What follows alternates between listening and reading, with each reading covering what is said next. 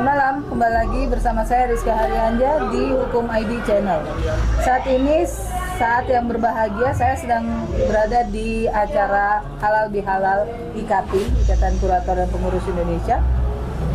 Dan lebih spesial lagi, saya bersama dengan dua abang dan kakak saya. Yang satu tuh cantik, yang kedua ganteng walaupun agak gitu. Kok pakai agak ya? Itu agak ya. Agak ganteng. Enggak lah, ganteng. Oh, ya jangan agak. Jangan agak bawel gitu kan. Gitu. Itu disclaimer tadi karena saya dekat sekali sama beliau berdua ini. Dan tapi sehat ya, Bang? Sehat. Udah mental COVID itu? Oh, udah. Nggak mau keempat kali ya? Cukup Enggak, 3 janganlah. kali. Kan trio ambisi juga cukup 3 kali kan, jangan 4 kali. Jadi halal bihalal ini agak unik ya. Kenapa unik? Karena tadi saya ngobrol-ngobrol dengan para panitia dan memang tradisinya kayak gitu ya semenjak Nakoda ini dipegang abang. Memang di mix gitu ya. Saya bilang mix itu etis ya, tapi nggak apa-apa lah. Bukan di mix sebetulnya. Cross. Di cross. Jadi yang kalau acara Idul Fitri, halal bihalal itu panitianya non Muslim dan ke acara Natal panitianya non Kristen. Itu konsep abang tuh apa? Oke, jadi sebetulnya ini tradisi yang sudah kita lakukan beberapa kali. Jadi udah mungkin 3-4 tahun ya kita lakukan. Kalau perayaan keagamaan, katakanlah itu Natal, kita pakai non Kristen. Kalau perayaan keagamaan Muslim seperti kali ini, ketua panitianya kita tunjuk yang non Islam. Kenapa begitu? Supaya mereka yang menjadi panitia itu bisa mengetahui dan bisa saling menghargai bahwa di luar kebiasaan mereka ternyata begini loh kebiasaan di agama lain. Dan itu bagi saya kan akan memperkaya orang itu sendiri. Dan kedua adalah memberikan perspektif yang berbeda bagi acaranya. Kalau Muslim buat acara untuk Muslim Udah ya biasa, ya acaranya ya gitu kan. Tapi ketika ini dibuat oleh seorang yang non Muslim, dia kan harus mencari tahu satu. Lalu kedua perspektifnya berbeda. Nah ini membuat acaranya juga tidak monoton, ya. Sekaligus membuat si panitia itu belajar dan bisa menghargai perbedaan dan keberagaman yang ada di Indonesia. Dan dari beberapa kegiatan saya juga ngikutin, itu hasilnya baik ya, maksudnya lebih pecah, terus lebih all out mungkin gitu ya. Ya begini, mungkin hukum ID kan sudah sering bersama-sama dengan kita. Dan acara kita kan ya selalu hidup gitu ya. Nuansanya juga berbeda gitu kan. Kayak kemarin yang Natal itu mungkin nggak menyangka kalau hukum ID sempat lihat waktu itu acaranya sangat-sangat Natal banget dengan lilin, dengan kalau kita bilang bahwa acara itu dirancang, dibuat, dikomandani oleh non-Kristen, orang, hah beneran nih gitu. Jadi unsur wow-nya itu juga membuat kita itu happy. Dan teman-teman yang hadir ketika itu juga ketika saya infokan bahwa mereka nih, even yang Kristen pun merasa, gitu ya. Dan ternyata semua tamu yang kita undang ketika mengetahui fakta itu, mereka juga bilang bahwa wah ini adalah unik. Misalkan ada yang bilang wah ini perlu dicontoh. Role model. Ya tentu tidak ada yang bisa bilang bahwa wah ini kalau seperti ini adalah contoh yang perfect, contoh enggak. Kita memang tidak mencari perfectnya, kita memang mencari sesuatu yang memang unik, memang khas, Kebersamaan ya. itu. Dan yang penting kebersamaan yang tercipta di dalam acara ini. Ibu yang cantik mungkin mau menambah dari konsep ini. Wah, Konsep ini juga beliau juga yang menelurkan loh. Beliau dengan Ibu Tisha, Tisha, nah, itu yang menggawangi konsep-konsep seperti ini. Apa tuh Kalau- yang mau kakak tambahin? kalau dari kita sebetulnya IKAP itu kan heterogen nih, rame berbagai macam gitu kan, dan untuk mengikatkan kebersamaannya kan salah satunya idenya Pak Ketum. Akhirnya kita pada waktu itu rapat pertama kali ya Tumnya, ada kegiatan justru Idul Fitri pertama kali berapa tahun yang lalu kan, Iya, kita iya. baru ini, terus Ketum bilang sekali jangan yang muslim deh, ini biar ada apa nuansa baru, dan supaya pada waktu itu teman-teman yang non muslim juga bisa ikut bersama-sama, nggak harus selamanya ini acara muslim nanti yang muslim aja yang hadir gitu. Itu sih sebetulnya salah satu ya Tum ya. Jadi kebersamaan kita tahu nih, kita nggak mungkin kalau misalnya, tapi kan kalau sudah digong seperti itu lebih apa ya, lebih orang lebih nyaman gitu. Kayak seperti acara-acara ini kan lebih nyaman, jadi nggak kayak Natal itu Ketum bilang tuh Natal banget, maksudnya tuh benar-benar kita kayak di dalam gereja, tapi semuanya itu pada geleng-geleng kepala gitu. Yang non muslim tuh pada geleng-geleng kepala sambil bilang gini gitu kan, wah ternyata ini dibuat oleh yang non Kristen juga bisa bagus ya gitu. Pak Bernard aja pada waktu salah satu waktu itu tuh kaget tuh Natal tahun lalu tuh, ini dibuat siapa ini, kaget gitu. Dan ini juga bisa membuat anggota dan pengurus juga itu ini adalah rumahnya ya, jangan membeda-bedakan tanpa sekat. Of course. Tentu. Memang kita nggak pingin ada sekat. Ya. Mungkin kalau bisa teman-teman ini bisa menyampaikan apa yang dirasakan sebagai anggota IKAP, memang kita nggak ada sekat. Kita mencoba menciptakan environment yang sangat demokratis, sangat egaliter. Jadi jarak antara senior, junior itu kita coba hilangkan. Lalu sekat-sekat di antara ini yang etnis ini atau agama ini itu akan menjadi satu kelompok, nggak ada. Di tempat kita saya melihat kita egaliter aja.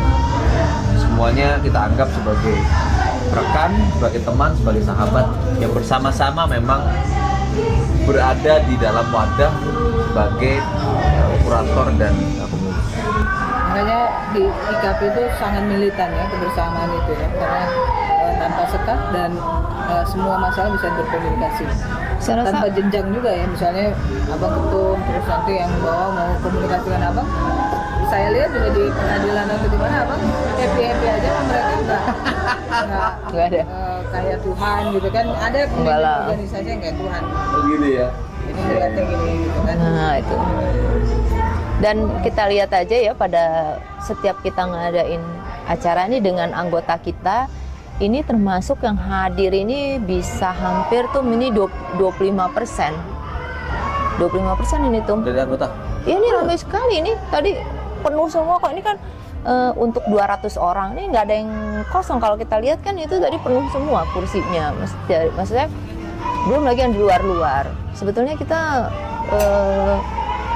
untuk anggota itu datang, jadi nggak menjadi seperti ogah gitu, males gitu. Nggak seperti kita ngadain acara ya lumayan penuh terus. Nggak terlalu apa ya, karena orang merasa nyaman aja. Oh iya ya, bukan seperti Natal gitu kan. Kalau Natal kan, kalau mungkin ya di tempat lain yang merasa kalau Natal, bener nggak tuh, itu ya bener-bener acara keagamaan kan.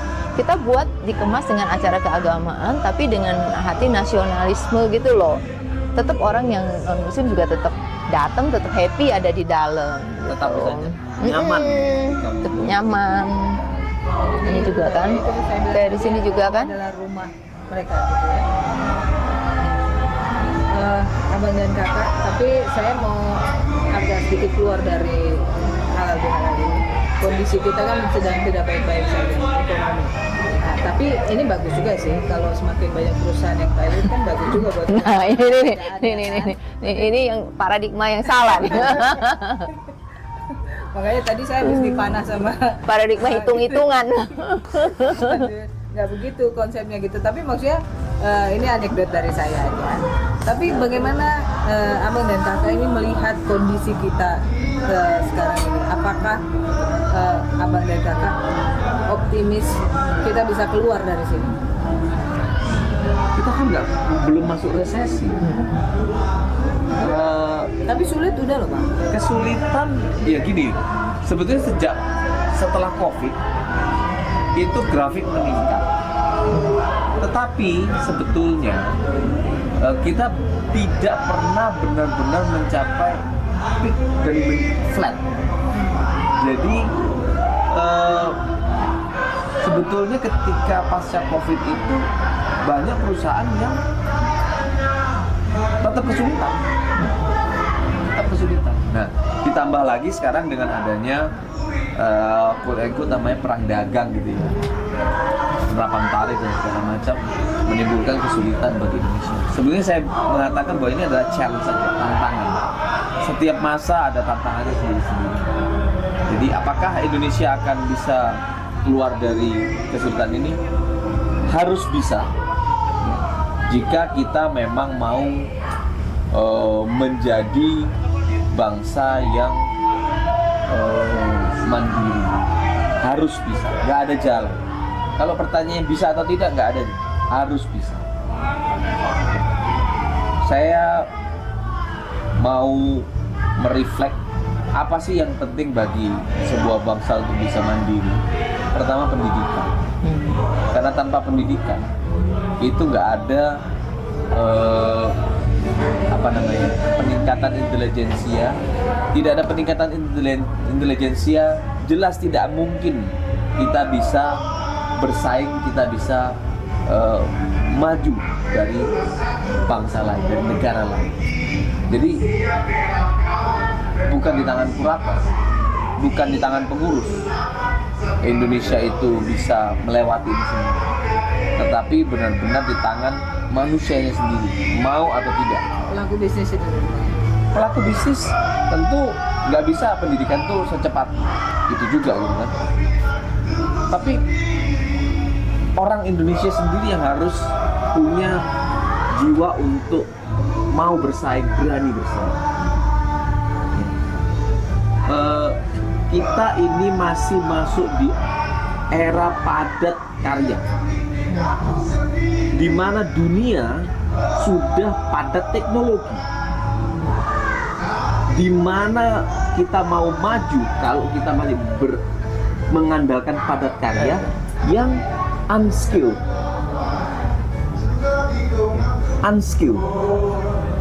Kalau unskilled sama orang yang skill aja kalah. Apalagi tambah Apalagi teknologi. sama teknologi. Jadi Jauh. jangan kita menyalahkan siapapun. Mau maju, kita yang harus meningkatkan skill, kita yang harus meningkatkan disiplin. Apakah kurator dan pengurus menjadi bagian dari situ? Karena kita juga bagian dari bangsa Indonesia, kita adalah bagian dari situ. Apa yang kita bisa lakukan? Sesuai dengan profesi kita, apa yang bisa kita buat, ya kita membantu dalam proses, katakanlah PKPU, berarti restrukturisasi, atau dalam kepailitan, berarti pemberesan. Atau bagaimana kalau bukan pemberesan? Ada yang namanya going concern. Mana yang kita pilih? Kalau tadi jokingly kita bilang bahwa dengan krisis maka opportunity. It's true, ya. Dengan krisis maka timbul opportunity. Tapi bukan berarti bagi kami nih, bukan berarti Kesempatan. kalau orang sakit menjadi kesempatan untuk lebih mendapatkan sesuatu. Bukan. Karena tujuan kami saya selalu menganalogikan dengan dokter. Apakah dokter senang kalau pandemi melanda? Gitu kan? Kalau jawabannya senang, berarti Anda tidak layak jadi dokter. Karena Anda itu happy ketika ada orang lain menderita. Nah, sama lah.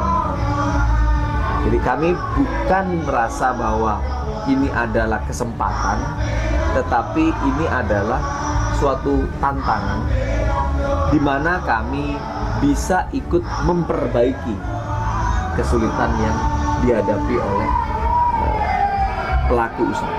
Dan terutama bangsa ini. Iya, of course. Kita di sini bagian dari bangsa ini, tentu itu adalah tanggung jawab kita semua. Dan kakakku ini adalah salah satu perempuan hebat yang bukan penyuka ya, dia concern banget sama pendidikan. Untuk dari jawaban Bang Oscar tadi, artinya organisasi itu kan harus mempersiapkan mental dan juga skill dari para anggota, yaitu kurator dan pengurus yang tergabung di sini. Apa tipsnya tuh untuk mempertahankan mutu dan kualitas dari anggota IKAP? Sebetulnya kan dimulai dari rekrutmen.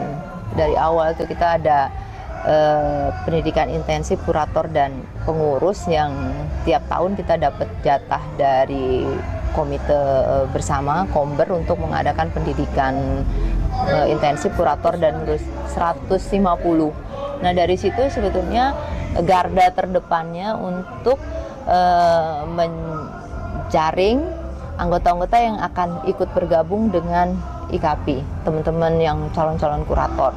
Nah seperti kalau Pak Ketum bilang tadi, kita concern banget dengan pendidikan. Nah di tempat kita sendiri di IKAPI sebetulnya selalu ada inovasi-inovasi baru.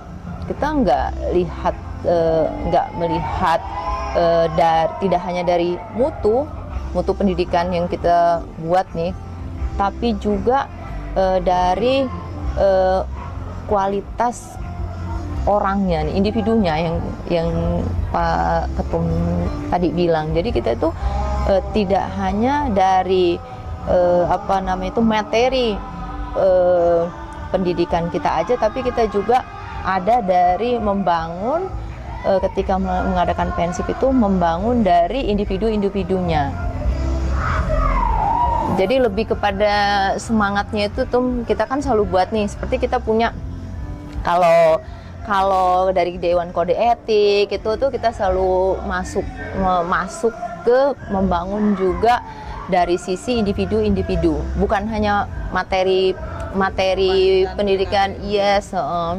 Terus yang kedua, kita juga mulai dari tahun lalu kalau bilang konsen ke pendidikan di IKAPI itu kita sudah mulai untuk pelaksanaan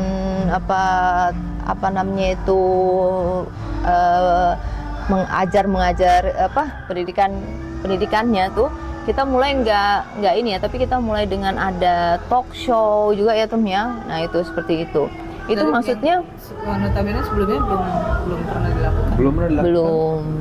Ini kita inovasi terus, setiap tahun kita inovasi ya. Itu kita lakukan sebetulnya untuk apa? Untuk orang tuh kan kadang-kadang kalau hanya melihat PPT gitu, materi itu kan beda dengan ketika benar-benar bahkan kita punya program itu akan magang juga ya Ketum ya. Kita punya, tapi tentunya pelan-pelan dong, nggak bisa. Ada program magang yang udah kita lontarkan juga ketika rapat di komite bersama.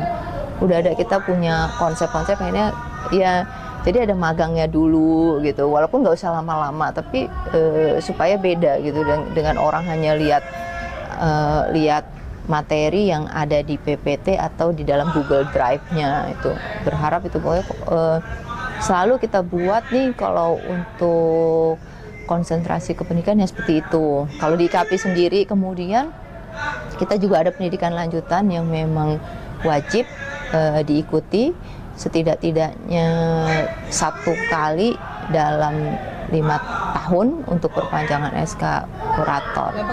Kenapa 5 tahun Bang? Kenapa enggak sekali setahun gitu dia. Tiap tahun kita bikin. Ada acaranya tiap Tiap tahun. kita. Wajibnya kan 1 kali ikut tuh. Kalau mau perpanjang itu baru SK. dicek ya. Iya. Kalau nggak pernah ikutan, Nggak belum Kita nggak bisa. bisa berikan belum bisa. rekomendasi. Termasuk kredit poin juga kan itu. dan itu akan terus dilakukan. Oh, iya, iya. Inovasi-inovasi untuk pendidikan gitu ya Bang. Tentu. Jadi mungkin Bu Leni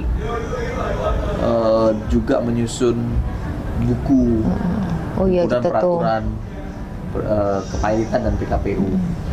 Jadi itu bukan Dari hanya tahun ke tahun walaupun ada perubahan atau penguatan. Ya revisi kita nanti. akan tambahkan peraturan yang relevan. Jadi supaya apa? Supaya teman-teman IKAPI terutama ketika dia menangani perkara itu nggak perlu banyak-banyak peraturan. Jadi di situ sudah ada undang-undang, lalu ada peraturan menteri, lalu ada Kema. SEMA, lalu ada PERMA yang berhubungan dengan kepailitan. Buku pedoman yang dikeluarkan oleh Mahkamah Agung itu kan sangat penting itu buat kita kurator dan pengurus. Jadi di situ sudah tercakup semuanya. Nah itu Bu Leni punya ide disusun seperti itu. Lalu talk show itu menarik waktu itu. Jadi itu pembukaan. Lalu kita bicara tentang apa sih kepailitan secara interaktif. Jadi mungkin boring ya kalau kita cuma Betul. ajar gitu kan. Ada semua. Ya semua sama lah gitu-gitu ya. Tapi dengan talk show orang juga tertarik untuk apa nih gitu. Itu salah satu yang kita lakukan. Banyak Lalu, itu. Ada seminar itu juga kita punya seminar kurikulum. Nah, seminar kurikulum benar. Jadi tahun lalu ketika kita mau mengadakan pendidikan, kita meminta masukan dari praktisi, dari hakim, ya, dari Akademisi. profesional untuk menyusun ulang atau menambahkan apa yang kira-kira perlu ditambahkan, apa yang sudah tidak relevan kita take out. Nah itu menjadikan kurikulum kita itu selalu fresh. Itu mungkin beberapa bulan sebelum pendidikan dimulai kita bikin dan hasilnya kita implementasi di dalam kurikulum terbaru. Nah itu mungkin nanti you bisa tanyakan kepada Dewan Sertifikasi. Pak Peter. Pak Peter. Nah, juga nanti bulan ini kita kapan akan pendidikan lanjutan? Tanggal pendidikan intensif? 10 sampai 24 Juni. Nah, di situ nanti you akan melihat ada inovasi yang selalu dilakukan oleh Ketua Dewan Kehormatan. Kalau gitu setiap pembukaan pendidikan hukum ID diundang dong. Oh, boleh. Kan selalu Boleh. juga. Kan selalu datang, ya kan? Nah, nanti khusus untuk melihat inovasi, boleh datang di sesi ketika Ketua Dewan Kehormatan memberikan materinya. Dengan talk show juga tuh. Kita Itu kan akan Talk show juga. Iya. pertama talk show biasanya kita Pak Ketum itu akan talk show pertama kali. Seperti highlight-nya lah. Highlight apa sih kurator dan pengurus. Nah, orang lebih ingat kan, lebih cepat ingat dibanding dia hanya textbook bermateri gitu. Dan itu juga mempengaruhi dari kualitas dari jebolan IKAPI gitu ya Kita harapkan begitu. Dengan praktek, dengan hal-hal yang sifatnya direct gitu ya.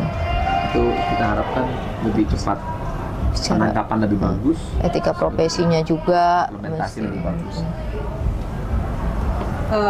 Abang dan kakak satu lagi nih yang ini kan kita lagi kesulitan, buktinya banyak tekstil yang tumbang termasuk tekstil terbesar dan yang lainnya. Sebenarnya sih ini nggak bisa disalahin dari keadaan sulit ini. Dari 4 tahun lalu juga tekstil udah teriak untuk ini, tapi disalah-salahin dan ya kuratornya lah disalah-salahin ya kan, kenapa pilot, karena banyak buruh apa. Saya mau minta pendapat abang dong terkait dengan kondisi dunia usaha kita. Tadi kan kita bahas skill, tapi kondisi dunia usaha dan apakah peluang dan tantangan untuk para kurator ke depan. Oke, jadi kurator pengurus, ya, ini adalah profesi yang memang ditunjuk oleh pengadilan untuk menangani restrukturisasi dan pemberesan. Oke, jadi saya analogikan kesulitan yang tadi disampaikan adalah itu adalah penyakit. Oke, analogi ini orang sakit. Kesulitan itu orang sakit. Jadi siapa nih? Itu pengusaha-pengusaha, perusahaan-perusahaan itu sakit. Oke. Lalu IKP atau pengurus dan kurator itu adalah dokter dan IGD. Oke. Kan dokter dan IGD ini ketika orang sakitnya banyak, mereka masuk semua ke rumah sakit ini. Kita obati. Hasilnya apa? Hasilnya bisa sembuh, bisa mati. Atau bunuh diri. Whatever itu, ya. Hasilnya dua, sembuh atau mati. Yang sembuh nggak kelihatan karena pulang. Ya. Yang mati teriak-teriak, nangis-nangis, kelihatan orang. Yang salah siapa? Dokternya goblok ini. Dokternya sengaja gitu kan? Ini adalah mentalitas yang menurut saya kurang tepat. Dengan kondisi itu kemudian teriak-teriak, lebih baik nggak ada kepalitan, nggak ada PKPU. Semua berhentiin aja, tolak aja itu PKPU atau moratorium aja PKPU dan kepalitan. Itu kan yang selama ini terdengar. Artinya apa? Kepalitan dan PKPU kalau diberhentikan atau ditutup, berarti rumah sakitnya ditutup, dokter-dokternya suruh pulang semua. Pertanyaan saya, yang sakit masih ada atau enggak? Ada. Tetap ada. Dan selalu ada. Ya kan? Sembuhnya si sakit ini Lebih besar. apakah lebih besar kalau dokter dan rumah sakitnya buka atau kalau rumah sakitnya tutup? Kalau rumah sakitnya buka, si sakit ini masuk rumah sakit bisa sembuh, bisa mati. Tapi kalau rumah sakitnya ditutup, sudah saya pastikan Mati semua. mati semua. Itu pilihannya. Jadi profesi ini bukan mencari kesempatan ketika orang lain susah, ya, tetapi profesi ini memberikan jalan bagi siapa yang susah bisa kita perbaiki. Apakah ada yang nakal di antara sekian banyak profesional? Nggak usah ngomong kurator dan pengurus. Di setiap profesi itu, setiap profesi pasti ada yang tidak memenuhi standar. Gitu. Kita sebut aja yang baru-baru ini lagi update hakim gitu ya. Enggak lah, saya nggak Ya, mau nggak menyebut. mau. Saya nggak mau menyebut. Inilah, apapun profesinya, you name it, ya. Mau dari dokter, mau dari insinyur, sampai kita ngomong profesi sebagai tukang sapu jalan umpamanya nih ya, atau siapapun, atau tukang bakso ada yang nakal, ada yang tukang bakso kan gitu-gitu aja, enggak juga, ada yang pakai daging, ada yang pakai Borak. Umpamanya ini. Jadi in any profession, ya, kita tidak bisa mengeneralisir. Jangan one bad apple membuat semuanya menjadi rusak. Buktinya ada apel yang digigit yang bagus banget. Exactly. Oke, jadi apa yang abang dan kakak mau sampaikan untuk para anggota IKAPI yang saya lihat semakin tahun dari angkatan ke angkatan, dan satu lagi saya mau tanya, kenapa panitianya kan biasanya di yang saya tahu bang, biasanya tuh diambil take over sama pusat, DPP atau apapun namanya, terus nanti DPP bentuk kepanitiaan yang kalau ini per angkatan ya, dari 8 sekarang 9, besok 10, 11, 12 gitu. Itu ide kakak juga. Mungkin Bu Leni bisa menjelaskan itu. Oh, betul. Ya, sebagai ini ya, itu pertama kali itu janji Pak Ketum sebetulnya. Ada beberapa tahun yang lalu gitu kan, janji Pak Ketum. Janji kampanye.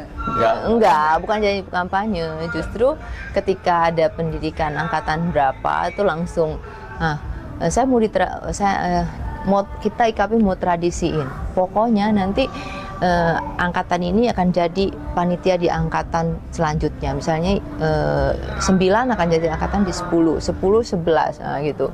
Dan akhirnya menjadi tradisi sampai sekarang kita udah 14, mau 15 ini.